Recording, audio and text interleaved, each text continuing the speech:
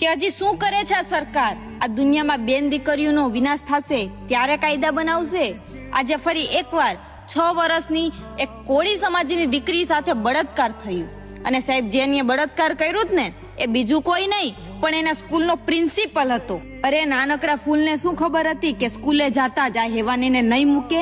અને સાહેબ ઈ દીકરીને બળાત્કાર કરીને મારીને બેફામ એને ફેંકી દેવામાં આવી.